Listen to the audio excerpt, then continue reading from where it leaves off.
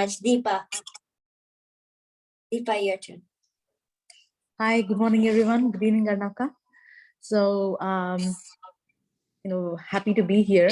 As Narayana ji also said, for me, this week has been a little bit off because of my travel.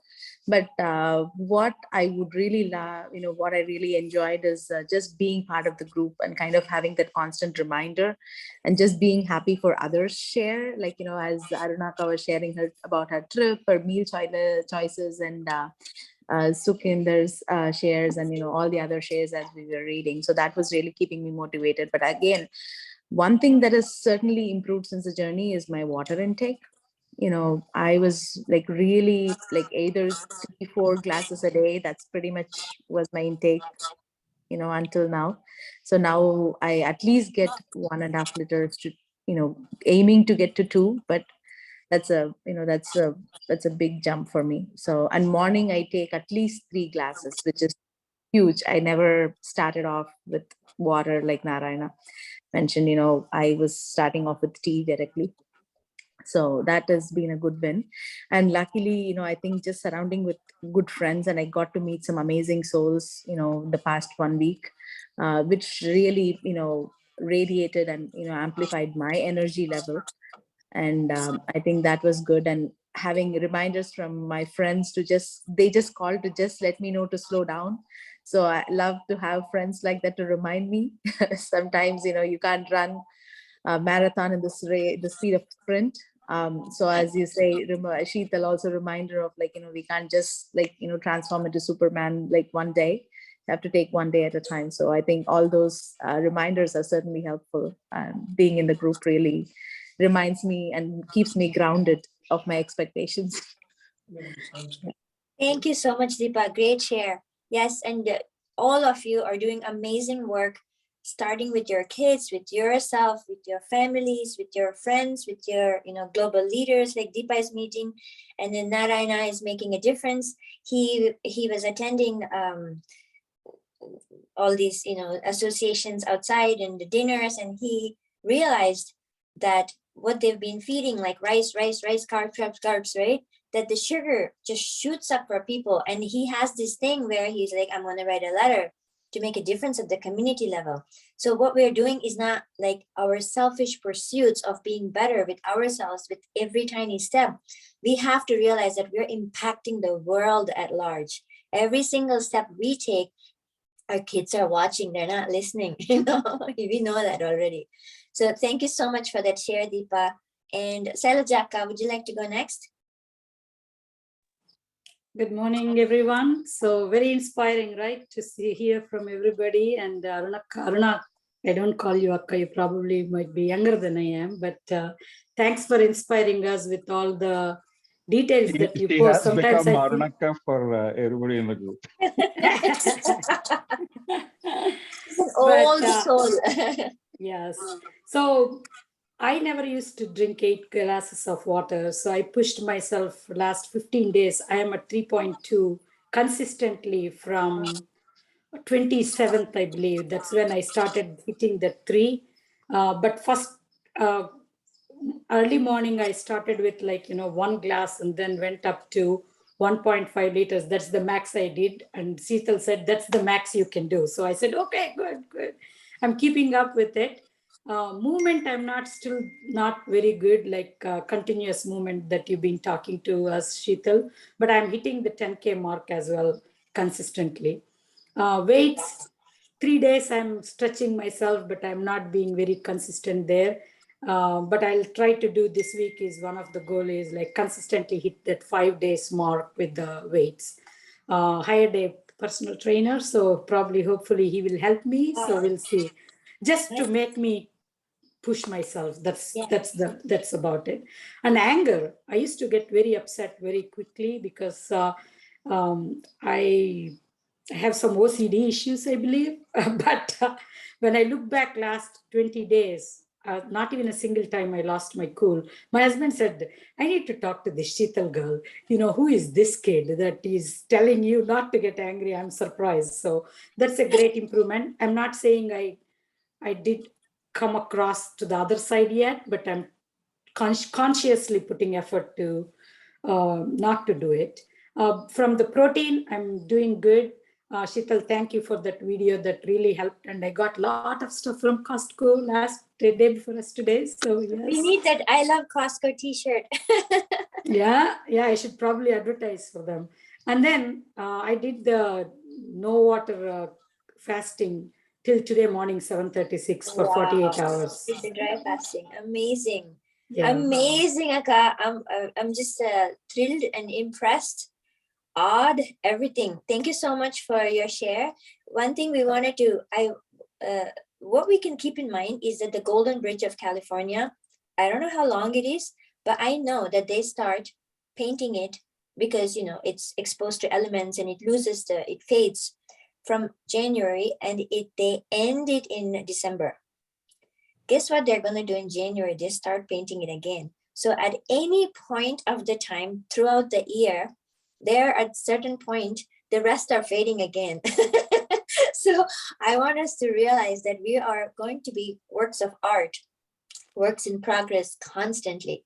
So if you're attending, you know, doing a good job with protein, something else, like, you know, so it's that juggling, the balancing act that we're getting good at. So it's not about perfection, it's about excellence. Where are we today compared to last month? Where are we today compared to yesterday? That's all matters. That's the only focus we have. So did everybody share? Or I think Narayana, you still have to go? No, he started. My buddy, Sukhvinder. I just wanted to add one more thing, Yes. that I got the pea protein yesterday, and I'm going to make all the green leafy vegetable, Indian green leafy vegetable juice today. And add Very that one nice. too. Great, Okay, hi, great, guys. great job. And Sukhinder, yeah, sorry, I didn't Yes. see you. So Thanks for my buddy to keep me accountable. So yeah, I'm trying my best. Like I said, there were 2 days I was pretty good about movement. I'm water. I'm fairly good most days. I think I can do 2 liters, and movement. And my biggest weak point is the time management and basically like decluttering and organizing, actually. Oh, Benoit is here today. Oh my God. Oh, I'd steal the thunder of Sheetal. I just saw you, Benoit. So I need really help to get organized and make sure that my space is organized and cleared. So I really need to work on that. that's actually a very good point you mentioned, Sukhinder, and we will address it. Thank you so much for bringing a new topic, because being clutter free, you know, it's feng shui, and it's, you know, even the Jains believe that the more beautiful your space is, the more beautiful your life is, and you're attracting abundance with. So for me, it's been a huge shift from where I was to where you can walk into our place anytime. And Sukhinder has come many times, where I'm not saying it's perfect, but it's like, you know, things can happen. But in the past, it used to be like people had to give me a heads up, and I have to shove everything in the closets and close the door, or else I started to give up. But that is a very good point, Sukhinder. And I actually went through a course on being clutter free. Is directly related to your health, your mind, how you feel, and how your life shows up to you. So thank you so much. If we covered everybody, did we cover everybody? Okay, so let me introduce you to our first speaker, and Harini Bala will join us a bit later. So I have here Benoit Kulesha, and the reason I asked him to talk to us is because I have not met another person so far in my life, even if it's in the Indian, that has incorporated breath work into their everyday, into their career, into their life stressors. Because what we do, what I have seen growing up, obviously a lot of you know my past, is that there is spirituality, there's religion, there's festivals, and then when you're nice and you're like really feeling good, then you do yoga, pranayama, and any of that stuff. That's not something we associate in our everyday life. When you have deadlines, when you have problems in life, we're not thinking, okay, let me go to pranayama. we're thinking, I have BP, the doctor said, or I'm in a yoga place, or Ramdev Baba is conducting something, so I'm gonna go. But we don't see it as a practical thing. So being a non-Hindu, being a non-Indian, being someone with zero background, whether from his family or birth or anything, this is a person that has captured my attention from the last 7 years because of the breath work that he incorporates. And I've asked him in the past to even give a talk to my kids, because they haven't met an adult who is not a yogi, who's not a practitioner, who's not a teacher of this, and who is not a Hindu, to be talking about this. So yes, Benoit, you can give a brief background about yourself. And he has exposure to in Himalayas, in Rudraprayag, in Rishikesh, in Kaivalya Dhamma. Okay. So yeah. Hi, Go ahead. everybody. Yeah, what I'd like to start with about the breathing, I would say that there's a kind of quest to a proper breathing. Is he having access difficulties or is Oh, we can hear him. Are you having a? yeah, anybody else? my reception went blank for a minute. Okay. Oh, your is reception everybody was else better. okay? Give me a thumbs up if everybody else okay. Oh, okay. So Narayan, I think it's something, maybe you move closer to the router. Yeah, please go ahead. Okay, so there's a quest for the proper breathing. And as far as I can remember, this feeling of being in a quest for something deeper, it started with me when I was a kid, when my mom learned me how to pray God. And that's interesting because that's something that I felt like really deep when I was a kid, when I was praying. And I was quite interested quite soon, because what I can say is that when you're a kid, you have a kid face. And then when you're growing, you suddenly realize that what you understood about the face is not complete.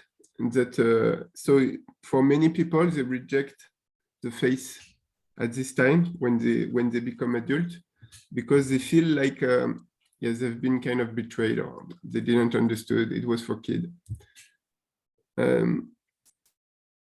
But it happened a little bit the same for me, but it led me also to expand and to start to seek to other religions and other systems.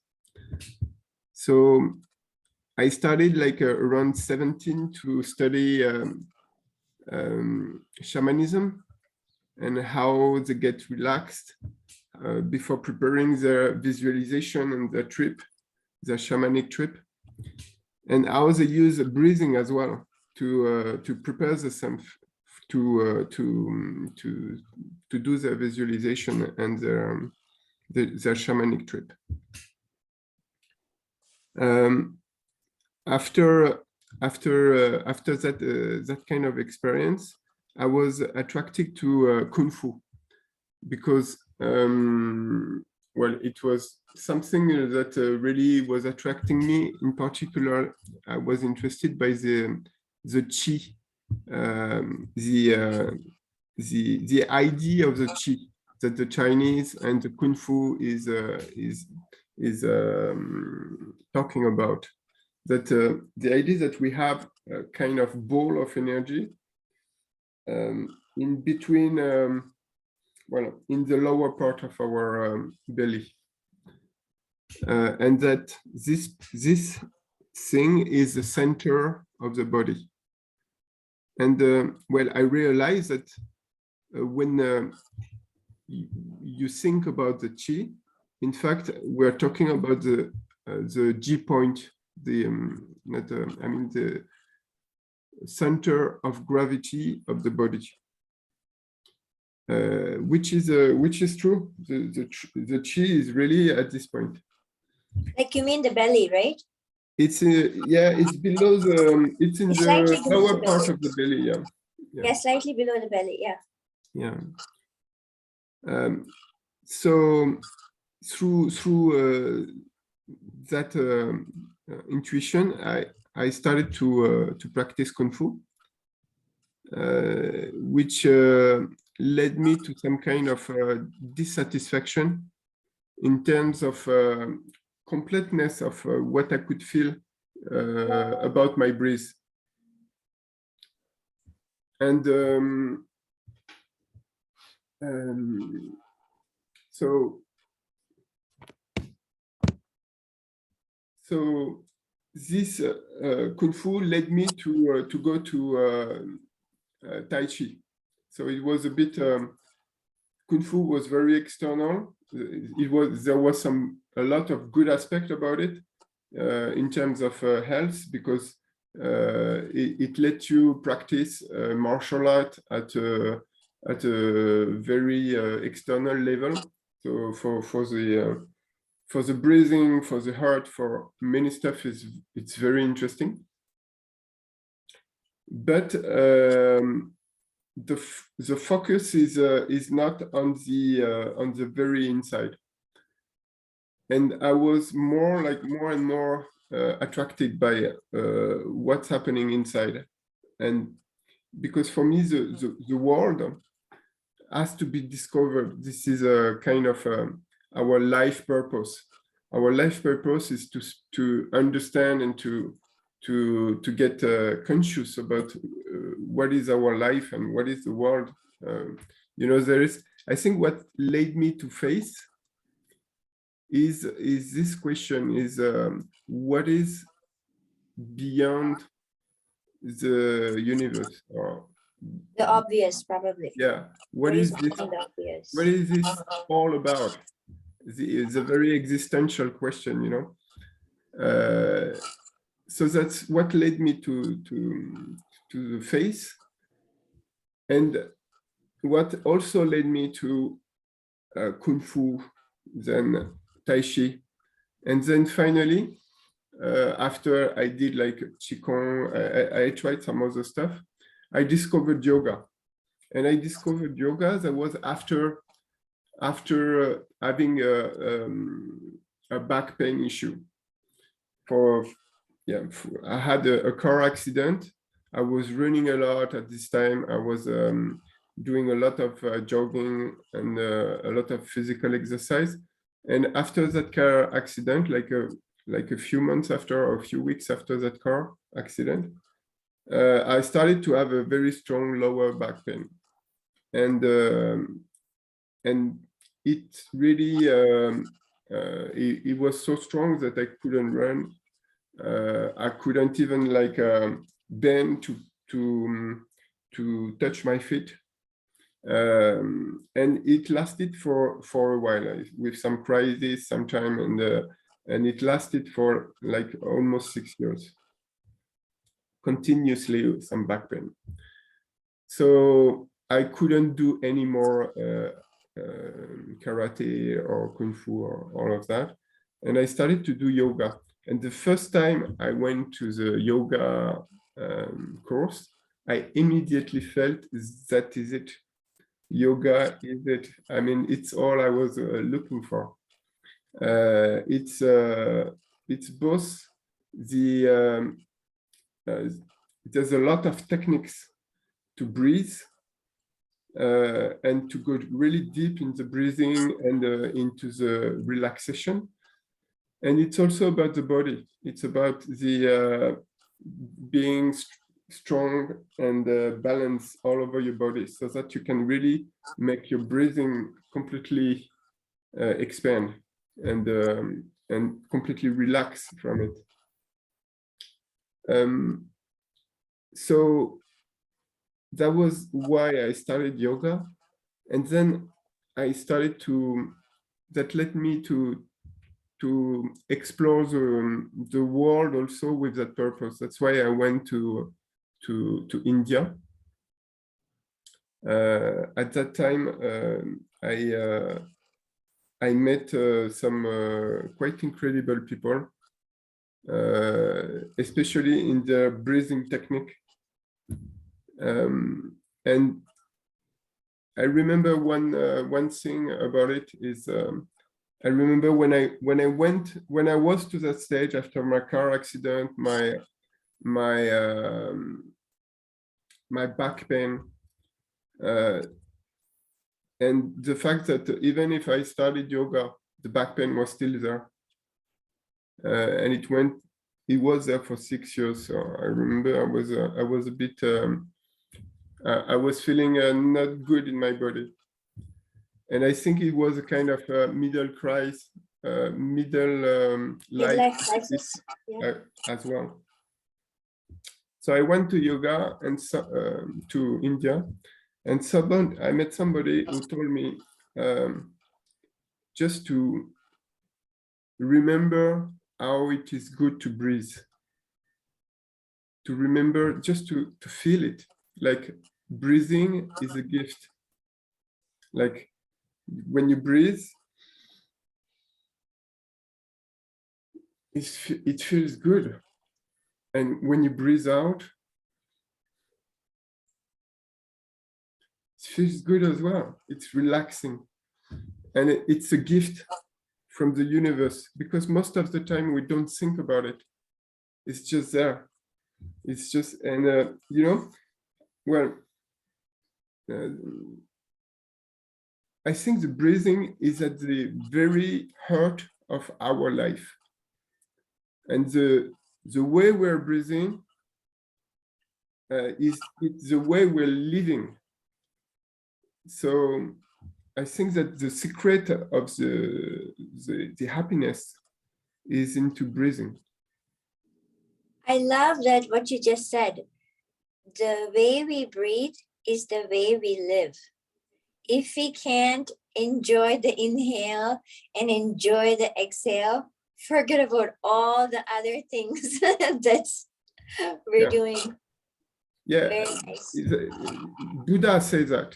Buddha says, at the time I heard it, I had the intuition to understand, but my understanding is expanding on it. But he said that the world can change in only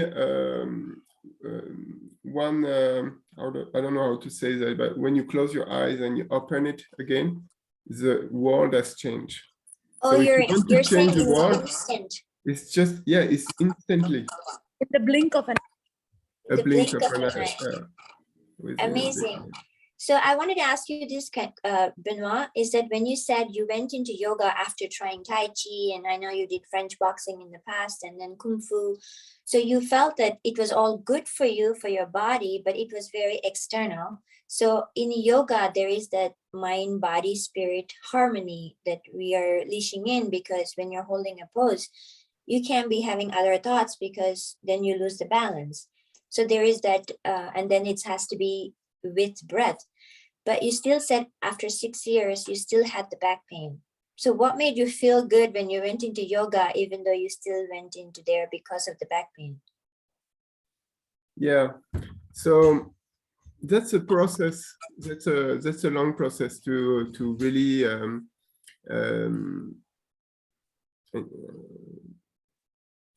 enjoy the breathing and get relaxed from it.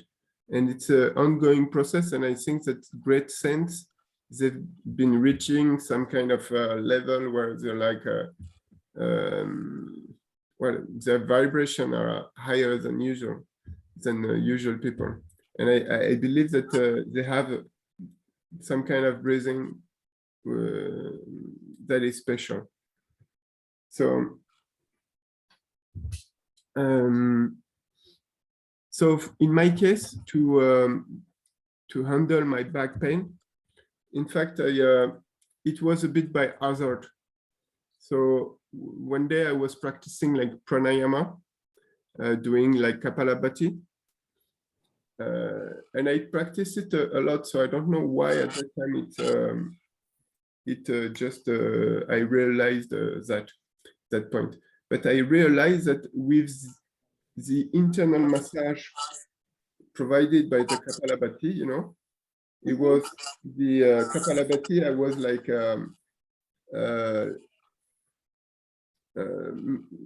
kind of stretching and well, moving my muscles from the lower back, you know. This is the source of the breath is coming from here, from the very lower back. So I was pressing my some kind of muscular energy, you know, to that go with the Push breath. that air out. Yeah, to push the air out or to bring the air in. And I realized that it was a kind of internal massage to the lower back. Okay. And this simple idea, and I felt better after that. In fact, it's more because I felt better first that I start to look for reason why it was feeling better after Kapalabhati, that I realized that I was doing that kind of massage, internal massage. And the simple fact that I realized that I could manage my back pain with the breeze, it almost instantly disappeared. And I never had back pain again. Amazing. So what I understand is that your insight where you went, actually, it's not like, you know, most of us know Kapalabhati here and we're like, okay, I'm doing it. Versus you actually became very intuitive and went internal and actually felt the experience of it and involving your problem point, that it helped in that instant cure, is my understanding. Am I right? I suppose so, yeah. Yeah. The thing is that I started to feel that it was feeling better. I could bend forward much more easily after Kapalabhati. And then I realized that this Kapalabhati issue was all about the internal muscle massage by Very the breathing. nice. And yeah, and one more thing I'd like to you to realize about the breathing is that we're breathing by the. In fact, the breathing process is huge because we can breathe by the finger. I mean, when you're breathing, your muscles, your internal muscles in the in ear, you expand it when you breathe in, and then you Exhale. yeah, when you inhale, it's another movement of the muscles. And this movement of muscles, you can feel it everywhere in your body. If you pay attention, if you really focus, you can breathe in your finger. You can I breathe like in your neck. that. Okay. You can breathe in your ear. You can breathe everywhere. And in fact, this breathing, I think it's a deep source of relaxation. And I think it's also a deep source of healing. And yeah. And when you connect that to the face, yes, then you just realize that, well, yeah, what are we in this one? What is that all about? And what if our breath and what the energy that is within us is also connected to God? And well, yeah, you can be, there is no answer on this. But I believe that when you're in that state of peace, when you breathe like this and you feel really good about breathing, and it's happening most of the time when you meditate long enough, you can feel that's really a good internal feeling. Then if you connect it to God, then it's becoming like divine, and that's the source of joy that is constantly there for you in your life. That's what I realize as well, is that whatever your internal feeling, whatever how you feel in your day, if you see it, you breathe for enough time, and then that you connect to God, then you feel some kind of very strong internal peace and joy that you can connect every day. Yeah, And my point, I love that. I love your analogies, Benoit. I wanted to say that because of this one missing piece where we don't connect breath with anything that we do, what's happening is that we become anxious and stressed out. And to me, when we connect to our breath, we're letting the subconscious guide us to the right path, because we could have a plan. We could have a trainer, we could have someone planning everything for us, even time management, everything, right? But when we're anxious about even doing the right things, we go into that Rajasic and then Tamasic modes where we're actually wrestling with ourselves. And it's almost like, I'm trying to go this way, but I'm like doing this. But when I connect myself with breath, I can swim along. And I have realized that more and more these days, that even if there is amazingly negative thing in front of you, and then we go back into that breath work, and like Benoit is saying, breathe into the problem, breathe into your finger, breathe into your ear. That concept to me was like game changing. And I thank you so much, Benoit. Please stick around, because I'm sure we have a lot of questions, and we haven't gone into how you've used that at your workplace or with other things, but it has, I'm sure, brought a lot of new sparks in all of us here. So if anybody wants to ask any questions to Benoit, feel free in the meantime, or start thinking of any questions. In the meantime, I'd like to introduce Harini Bala here. Thank you so much for joining, Harini, and thank you for patiently waiting to connect with us. So she's in Germany right now. Which city exactly? Hello, everyone. I'm in Tübingen in South Germany, Southwest. In Southwest Germany. So she's a classical yoga dancer, teacher, and she's also into what we know as dinacharya, which is daily habits. So she's a certified coach in that aspect, and deals a lot with women, connects with them, and helps them explore how they can show up powerfully in their lives. So Harini, would you like to introduce more about yourself? Sure. Thank you so much for inviting me. I'm feeling really blessed, and that I also could listen to Benoit's last couple of minutes, what he was talking about breath. I just want to share this short experience. I recently had a situation with my son. He's 8, and we kind of got into a discussion. And while being in the discussion, I felt, okay, like this is two powerful minds who wants to kind of, push their opinions. And we were kind of, getting louder and vigorous. And I was like, okay, Milan, just wait. Let's both of us take a deep breath, breathe in and out. And then he was like, okay, Mom, because he knows me, Mom always talking like that. So both of us took a big inhalation, and complete game changer. It was a full shift of situation, full shift of energies. And we were like, okay, you're saying this, I'm saying this, how can we find a way? And then both of us were like, okay, fine. So this breathing is so essential. And I completely agree with everything that you both were saying. And in my work, of course, breathing also is having a big space, and I guide my people also through breathing in the yoga practice. And also being a classical Indian dancer, of course, we have to know how our breath works, because while doing dancing an item, you always have to control your stamina and being able to at the same time express the stories that you're about to express.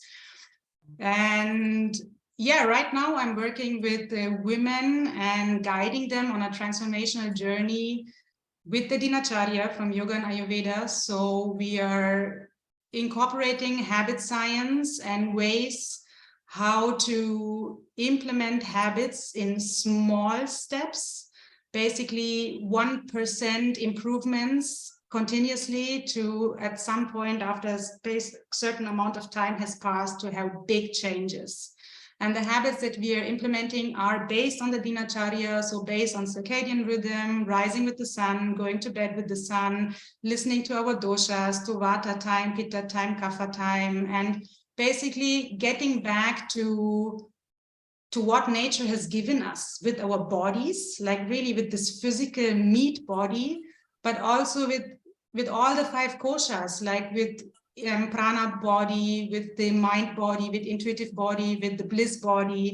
And my big mission and vision is really to help all these women to get back, center them, get back to their alignment, to the center that they have, so that they can approach life from that energy, so that they find the strengths within them and see, okay, I am capable of taking care of myself if I just go inwards. Very nice. Thank you so much for that, Harini. And you are, your parents were Indian, or your parents were Indian and German, right? Yes, my mom is German and my father was Indian, yeah. And So I so you was were born born in- in Germany. Hmm? And so you were born in Germany or India? I was born in India, in Pondicherry, in South India. And then when I was 8, my parents, both of them moved to Germany. And so the rest of my life I spent basically in Germany, but always with being in India once a year at least. Yeah. Amazing. And I enjoyed you talking about empowering women to get back into ourselves. What I noticed is that with the modern society and all of us working or dealing with what in the past was separated, right? Like women was like nurturing and in the kitchen and raising children and holding down the fort, and the men were out there hustling and hunting and wars and then coming back, right? Now both of us do, both genders or all genders do everything together. So in that process, we are out of touch with our femininity. Men are out of touch with their masculinity in so many ways. So I love to hear more about, I know you're focusing on women, but this can also directly apply to men, because we all breathe, we all have meat bodies, and we all can be in touch with ourselves. When as women, I notice that when we go to corporate and we have to put on the same boy hat as another man, and we're in a meeting, you know, you're pitching as a man, you're coming up with ideas as a man. And I've read a book where nice girls don't end up in corner office, where as women, we speak a little bit higher pitch, or these things that we're not aware of, our bodies reacting, you know, or the way we present ourselves around men, around women, all these things we need to normalize and neutralize in a way that we're coming up as just workers or contributors. But that affects when we come back home and are with the relationships. And if we are with a partner who is, you know, a man or a woman, we are dealing with them as if we are not of feminine energy, but we're also equally masculine. So when we fight, when we talk, when we have differences, it's almost like a war. It's not the actual, it's, you know, in salsa, I shouldn't say the man, woman, but there's a partner who leads and there's a partner who follows. So as people playing the women role, we forget how to follow, because a good leader follows. The servant leadership that we've seen with the Jesus and many of our leaders, we don't realize that, because we're thinking you're taking away my rights and I'm gonna fight, right? Yeah. Would you like to share more on that topic? How do we stay strong while being feminine, and how can men stay masculine while being soft and kind? Yeah, well, that's, I think, a topic that's really difficult also to answer or to find a solution for, because again, it gets back to each individual being. But the thing is, it's exactly the same way as you see it. I also see it the way that women, after the whole modernization and women getting out of the house and following their career and following their wishes and goals, I don't know if they feel that they have to suppress their femininity or their intuitive body or their womanhood, or if it's kind of asked of them that they're supposed to do that. But along the way, it's exactly what's happening. Like, they kind of get in too much of the, if you would say, like Shiva Shakti kind of system, you know, where you have the Shakti and you have like the Shiva or Tandava Lasya.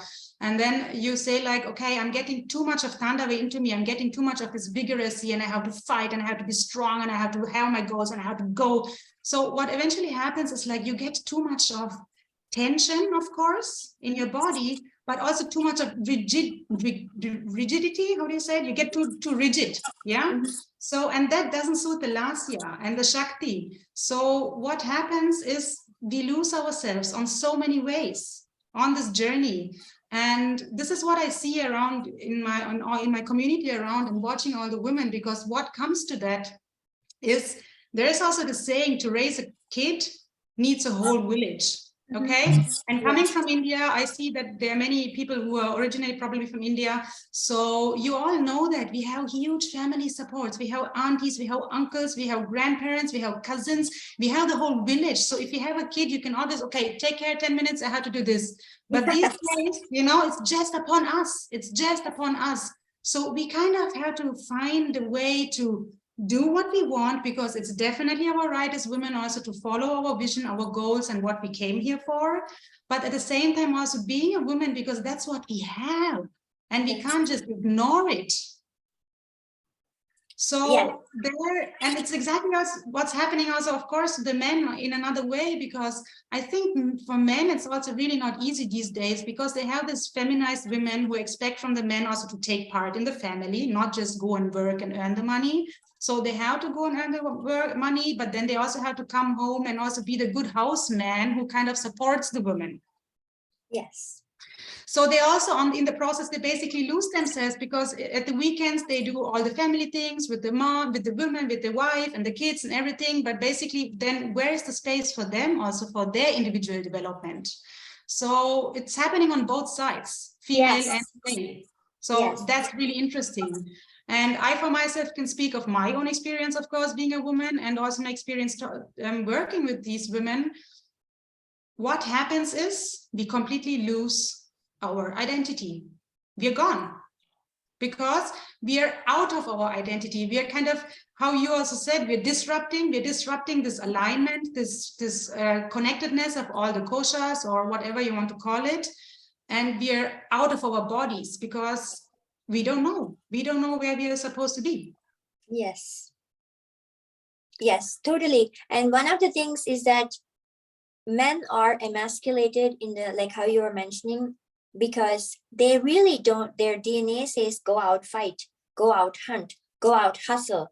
But now they have to be, they have to maintain the decorum, even in meetings. So a part of them go into video gaming, you know, they're fighting. A part of them going to some kind of addictions where they feel that, you know, I can chase and hunt and capture. So sometimes it could be a very bad habit, but sometimes it could be working out at the gym. You know, they want to kill something, not everybody, but majority. Yeah. And, or it could be, you know, something where they're completely bored of this, their dinacharya with the family, with the kids, with the partner, with the same old job, same old boss, right? So they want to get away, and because as humans, our brains crave novelty. We do seek novelty, but unfortunately, we cannot seek it with the daily habits. So there is such a big big need to create that novelty as well as keep the daily rituals. And for women, it's the same thing. Like for us to be feminine, you will feel like, oh, I will be taken advantage. So, you know, we dress like men, we wear pants, we are like, you know, and I know in high school, they are also teaching that just because boys drink and then girls also drink, because it's equality in the name of equality, the bodies react separate. They have embryos and they are future moms or future, you know, adults. They're not even adults yet, but the way the body takes the same amount of alcohol, the same amount of cigarette, the same amount of whatever bad habits is incredibly high on the women. So to actually separate that, it's equality. At the same time, your bodies are not equal. Exactly. Your minds are not equal. The hormones inside are not equal. So that actually creates so much disharmony in our society, in our leaders, in the bills they pass. So it is a controversial topic, but we're in a safe space to talk about it. And it is something we're all dealing with daily, in and out, with our kids, with ourselves, with our workplaces. Yes, it's a very good topic. I would love to know if you can give us like five good habits as part of your dinacharya with the yogic science behind it? Sure. So everything is oriented towards what's happening around us. We are not separate from nature and the cosmos. We are the cosmos ourselves. So the dinacharya is like we are following sunrise, sunset, and most of you must have heard also that yogis say wake up before sunrise because that's Brahma Muhurtam. You have this special spaciousness. Our bodies are in Vata energy, so basically we are ether and air, and we can open up ourselves to feel this connectedness with space and with God and with spirit.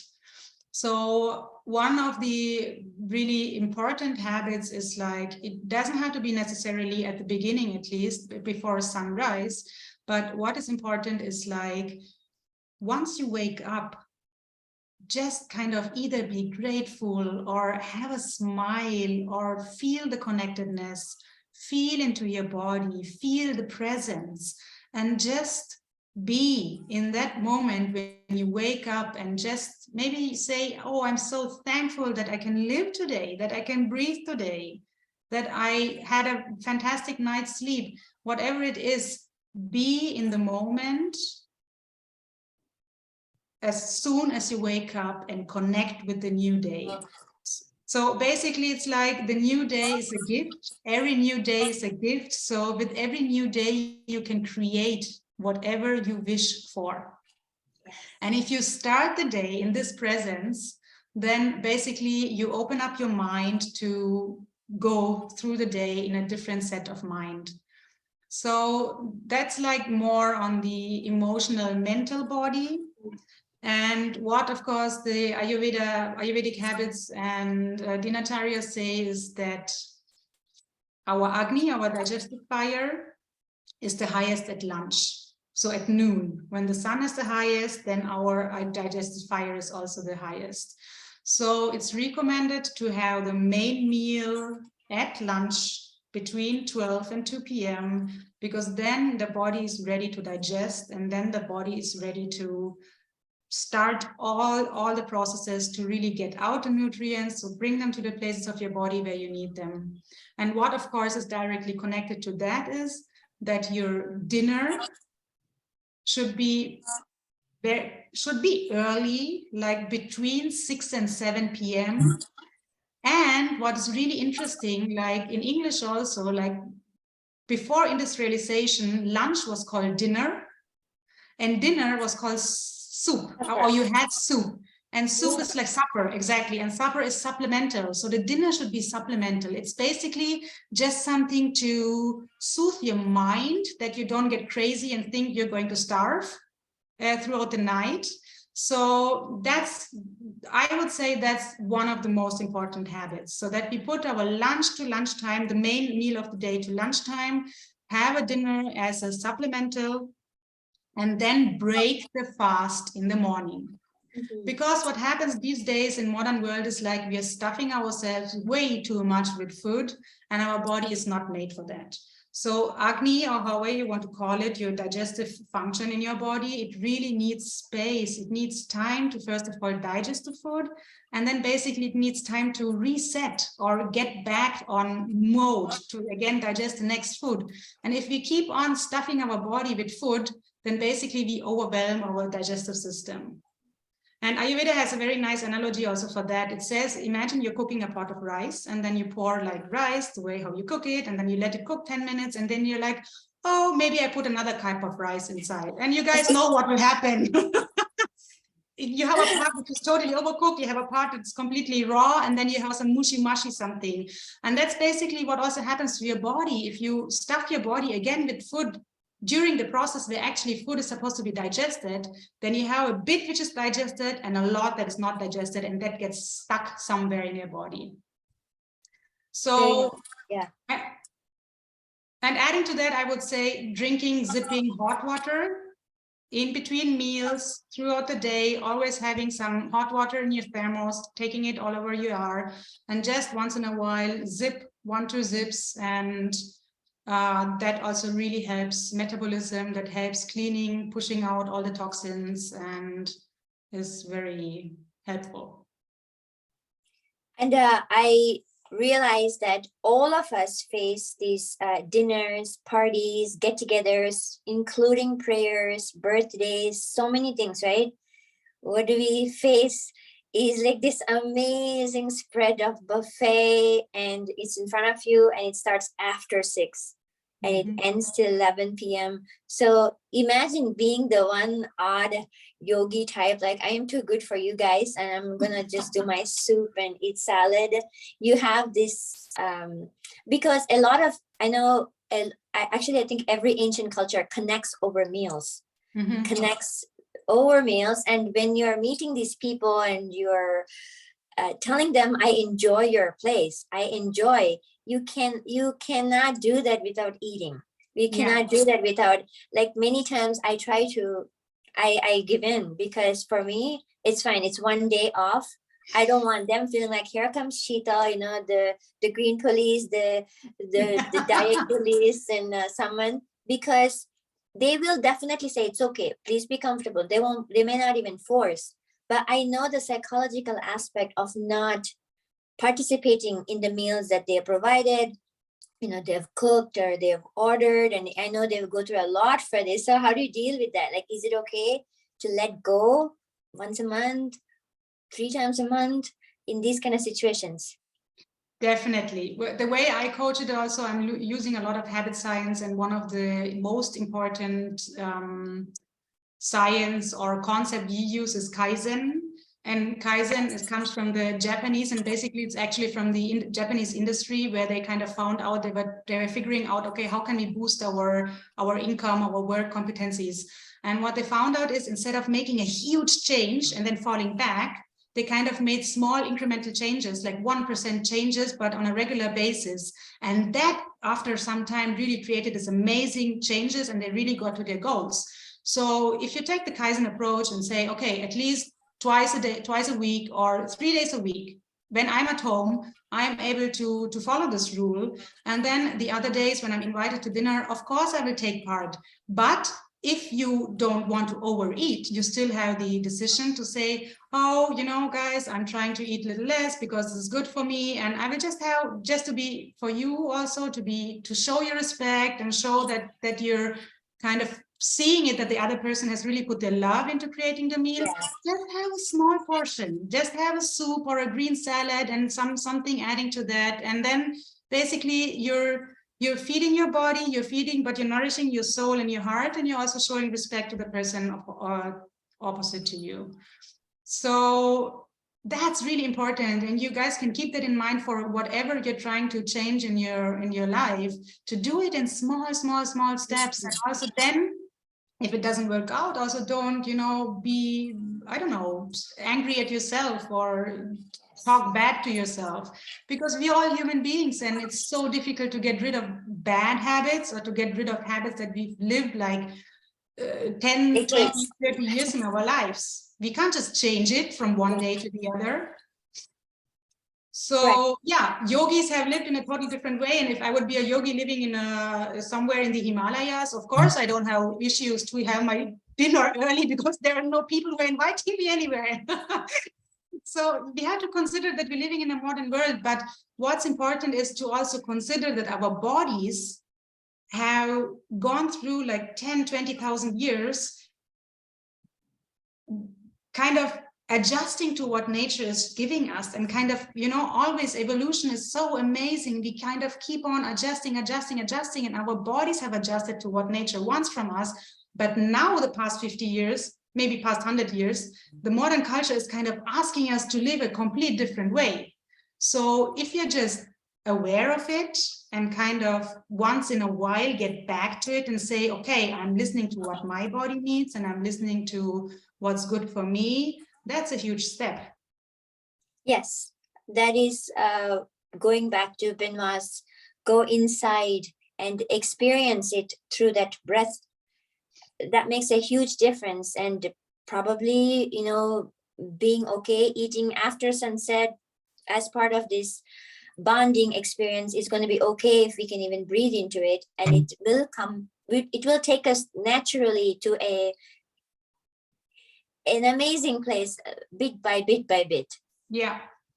I see that. Yes. Because we also all need this last year, you know, we need this softness, and especially, I mean, not only especially women, but we all need a little more of softness. The world is so harsh out there, so we can be soft to ourselves and we can be soft to the people around us. So yeah, it brings, I think that it would bring way more ease to oneself if I kind of share the meal with someone else, rather than if I say, no, thanks, I am this and that way, and I really don't want to Yes. do it.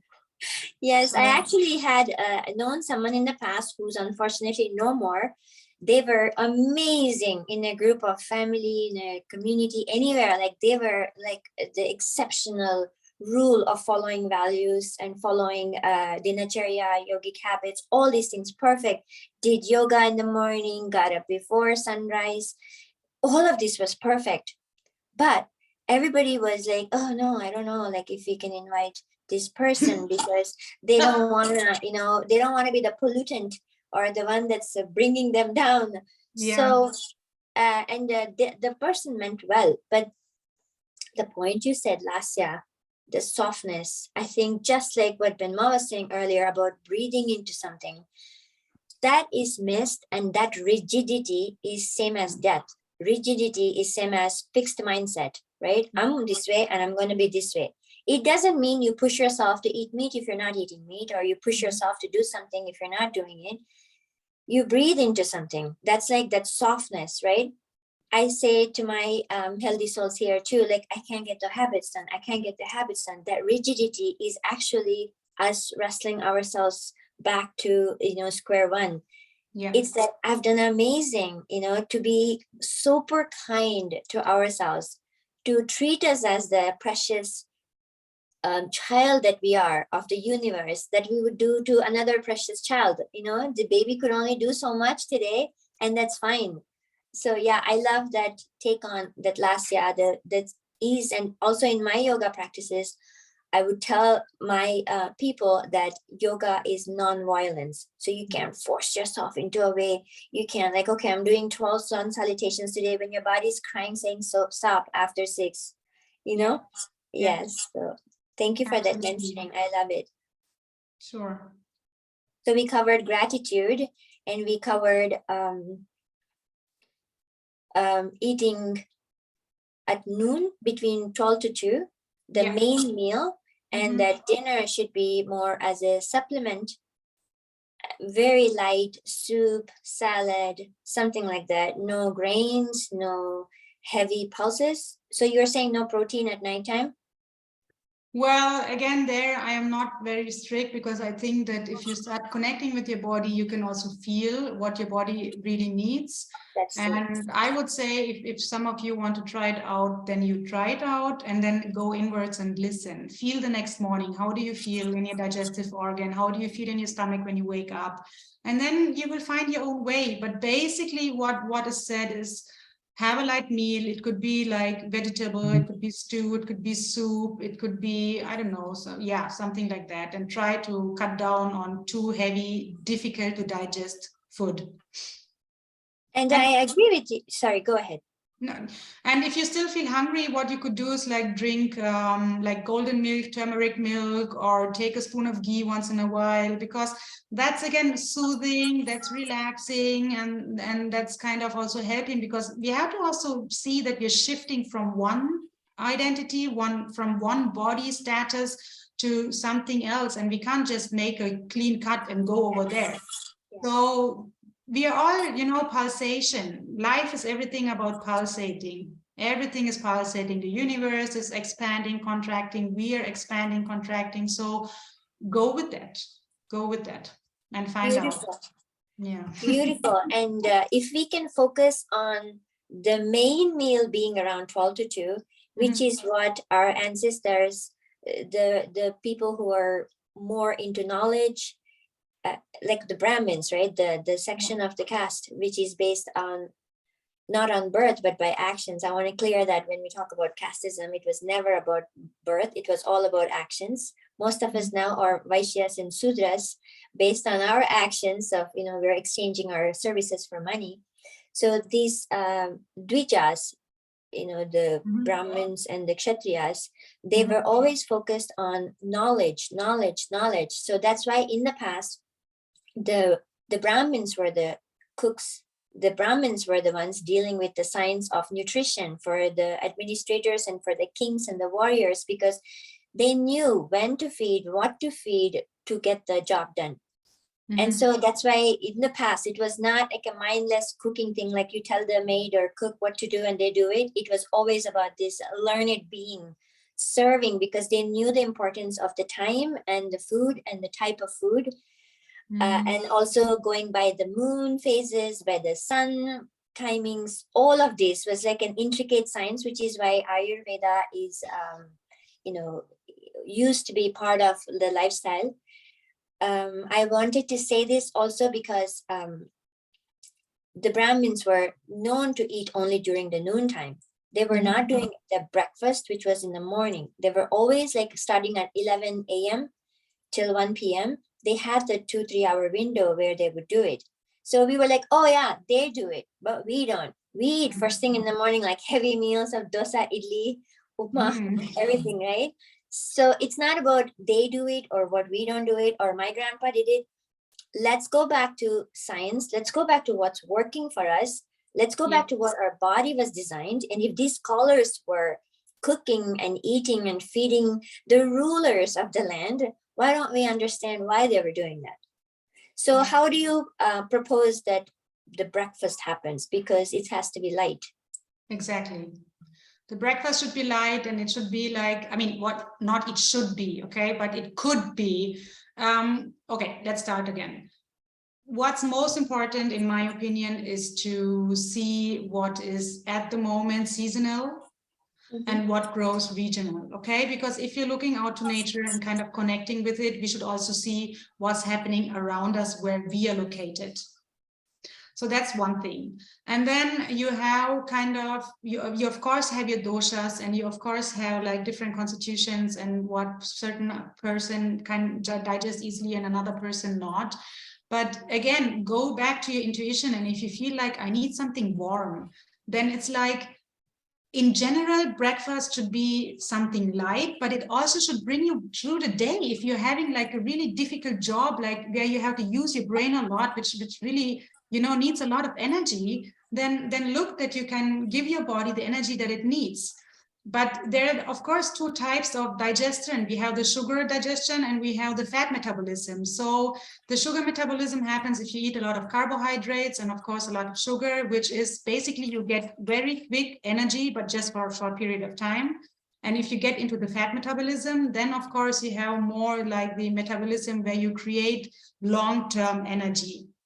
So I would suggest to always look, okay, do I need these carbohydrates like a light toast or something, and I want to just stuff my body, or do I want to nourish my body? So that might be helpful as a difference to just have a look. Just 1 second, my kids are here. Yeah, Mayuri? I love it, right? Ask yourself, do I want to stuff myself or do I want to nourish myself? Yeah. So what you could do is, like, if you like fruits, but you feel like you have difficulties or you feel cold now in winter season to eat fruits, then you can kind of warm them up, or you just put them in a pot and let them like simmer for a couple of minutes, and then you have warm fruits, and then you can add some grains to it, or you can, I don't know, there's so many different options. And again, get back to your intuitive body and find out what feels good for you. Yes, even warm oatmeal porridge in the morning with fruits. Yeah. It's okay because it's a light meal if that's what you need. And exactly, like there's winter for us. I don't want to do any veggie juicing most of the time because it's like, I'm already cold.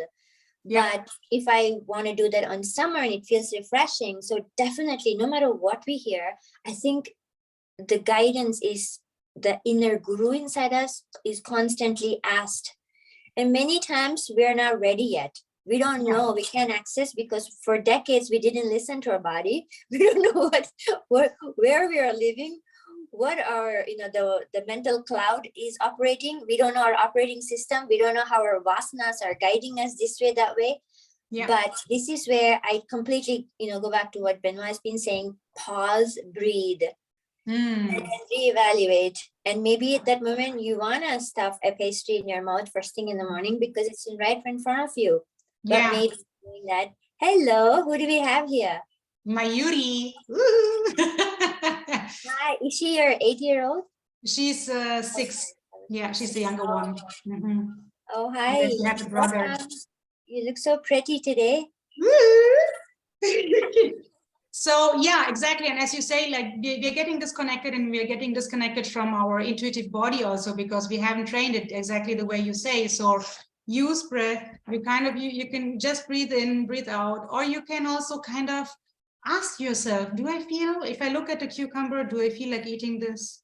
If I look at a toast, do I feel like eating this? If I look at this, do I feel like eating this? And then you can kind of start training slowly back to it.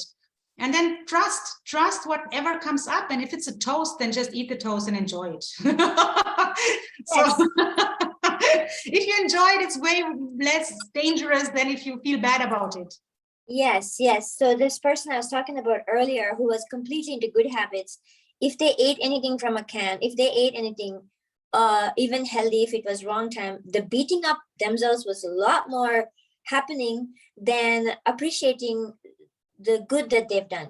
Yeah. So this is where for me rigidity is ruling a lot of religious rituals, religious approach to things, where or even spiritual, because we're thinking we gotta do this, and it's not about meditating for 10 to 20 minutes in the morning. It's more about, are you micro meditating throughout your decisions?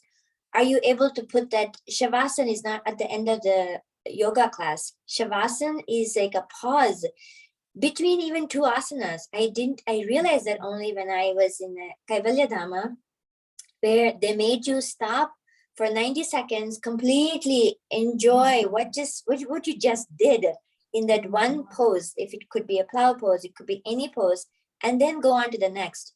So Yeah. this is where I want us to segue back to Benoit to see if he wants to add anything, because I realized the importance of pause. It's almost like when you're coming home and then you have to go to cooking and you're like immediately running into it. I want us to realize that the next action that we have, any other activity that we have, it starts with a pause. Because without that break between the two activities, what you're doing is you're giving your 70% to the next activity, and you continue like that, you're giving your 40% to the next activity.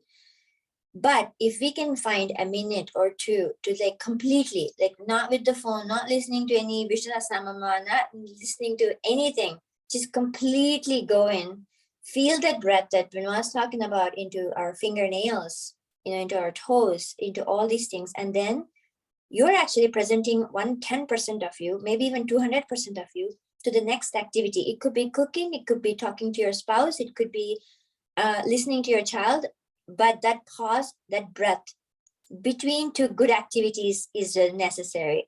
Benoit, would you like to add something here?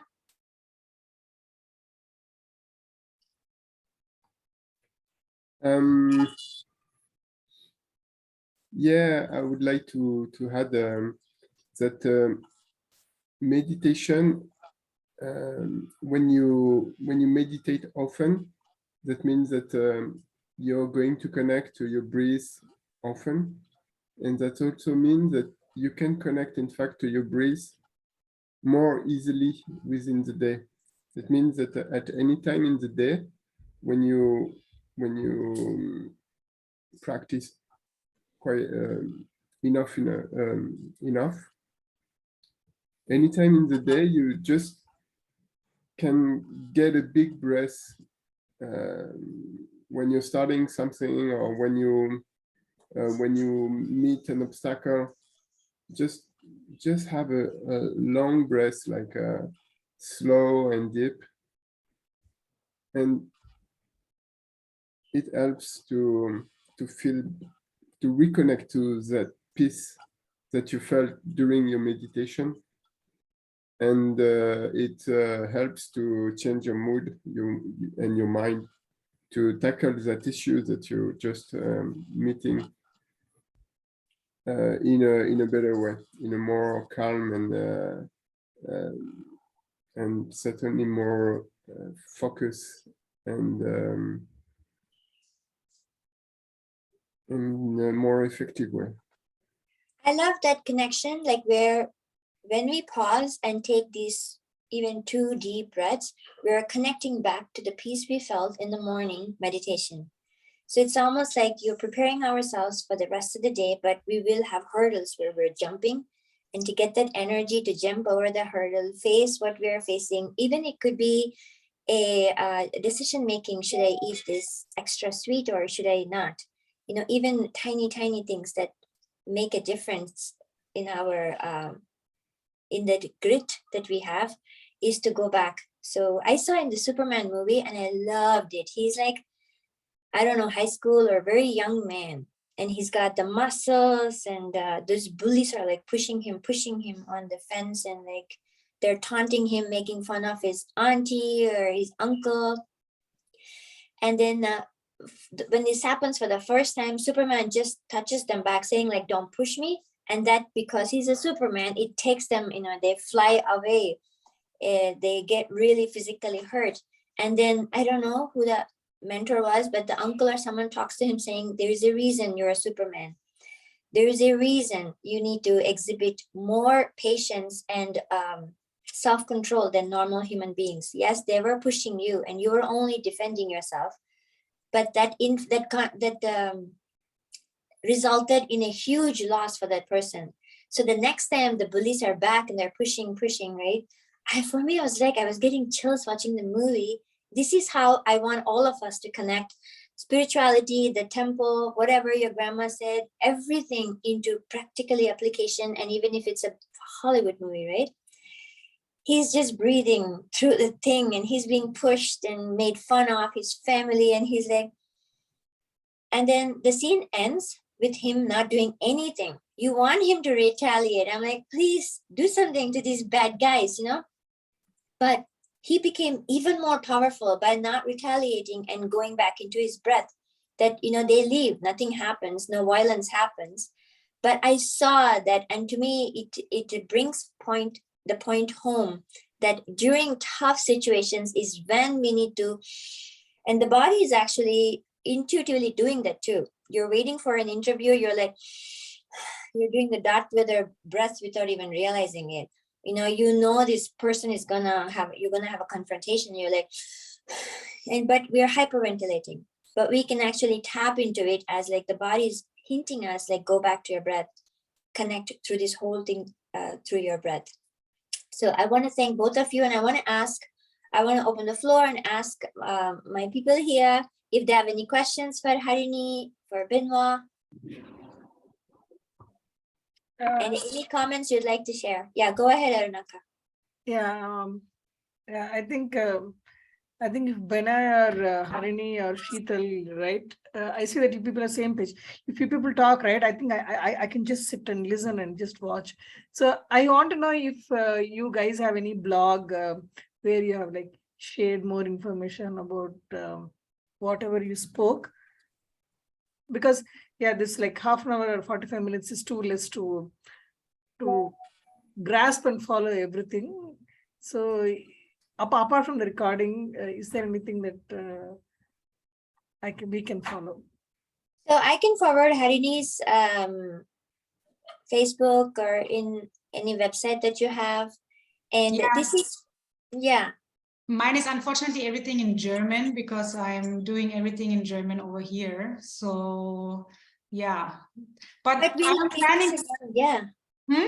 We'll keep this in mind to keep things flowing. Exactly. Thank you. Because this is like, I'm hearing like the third time my aunt, she's at the moment visiting my cousins in the States, and she just wrote me a WhatsApp and like, Harini, I love all your posts, but I don't understand anything. Can you please do them in English as well? So I was like, okay, I might start doing in English as well. So yeah, I'm just keeping it flowing and see where it carries me to. But yeah, especially about the dinacharya, right? That dinacharya itself feels like a concept. Of course, me being in India, of course, waking up early, see, those kind of things, it more becomes a habit. Because as you know, especially in South India, the weather is same throughout there. It's not like extremely cold that we can't wake up, or it's like not like extremely hard that we can't, it's not. So, but yeah, it's pretty interesting, like how you connected all this Laya, Lasya and all that. So, and also Bina, if you have like, so I see that you tried various like breathing techniques, like something that you feel that helped you or something. Yes, I do pranayama daily because I think right from the time I was 17. But of course, it was always in bits and pieces. But the past 4 years is every day I do 10-15 minutes. So definitely after listening to you, I would definitely want to do more. So if you can share any links, because I see that you have done like in-depth research into it. Yeah, I don't have a blog talking about this. I'm an entrepreneur. I'm more into blockchain, this kind of stuff. On this, I have some content online, but it's not the subject here. So what I would recommend to progress on this path of feeling the breeze and feeling the love, in fact, of God through the breathing, because it's a gift that if you believe in God or if you believe in something else, it's a gift that is given to you, and that's the pure love of universe. When you breathe and you relax enough to feel it, that's something that really can be in your day if you find the right state of mind and if you have discipline in your life. So to progress on that way, I would say that you can listen to some people like Eckhart Tolle. I loved him. Eckhart Tolle is someone who wrote The Power of Now. The Power of Now is really, I think it's to me, it's even the best book in terms of connection to the deep spirituality of our time. It's really written in plain English. It's really understandable, and really, when you go through it, I believe it's really beautiful writing. And if you want to feel that love of the universe, I strongly recommend that book. On Thank you, top Benoit. of a spiritual book, of course, because they all have their meaning, but for the Power of Now of Eckhart Tolle is very clear and modern. Thank you so much, Benoit. And I'm aware of Harini's time constraints. Her kids need her. And if anybody has any other questions for Harini, because we're also closing up pretty soon. Yeah, Deepa, go ahead. Yeah, I just wanted to express my utmost gratitude and thank you to both of you for sharing this pearls of wisdom. I was almost about to ask the same thing around it, Benoit. Thanks for bringing that up. I would love to kind of have maybe even share some list of resources of people that you follow and the techniques or the books that, that's a must have in your library. That you can go to kind of remind yourself. And I just love when Benoit was talking about, my mom always says that when you do breathing, it's like internal jogging. So Benoit kind of referred to something similarly in those lines. And thank you, Harini, for reminding like every aspect of it, of yours, of what you shared is about so much about the mindfulness, so much about how your intuition and almost developing that art of intuitive reasoning and thinking as part of your natural self.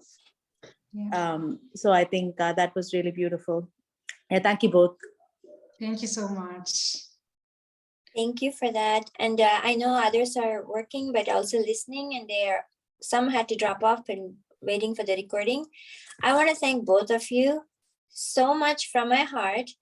And I also want my amazing healthy souls to feel like, yes, you've experienced these people for a short time, but again, if we can practice what they said right now, whereas we go back into breath, I mean, we manifested this, right? We manifested listening to these people, we didn't have an agenda or a plan, but it happened.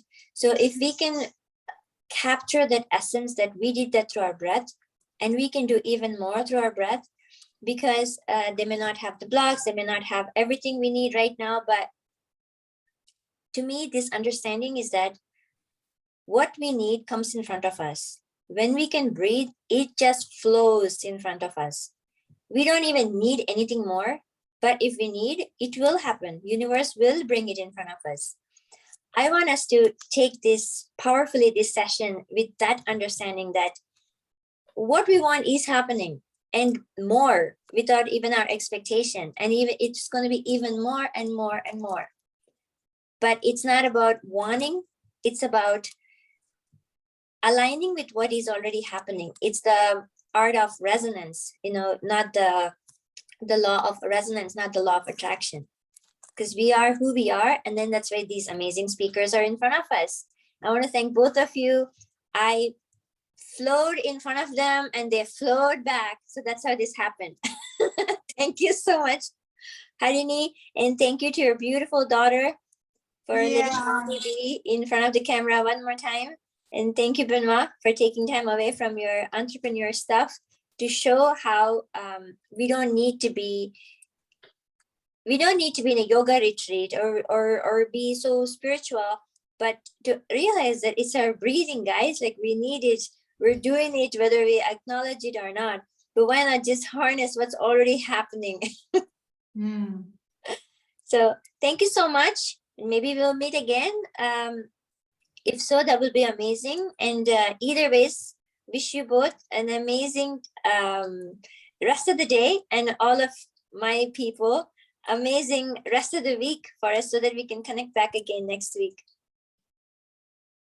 Thank you so much for inviting me, Sheetal. It was an honor to talk to all of you, and I wish you all the best. And yeah, be in the present moment. That's the big game changer. Present moment. Thank you, Harini.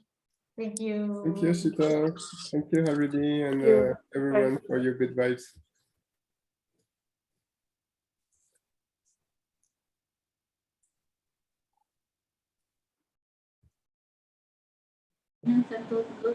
Thank you all.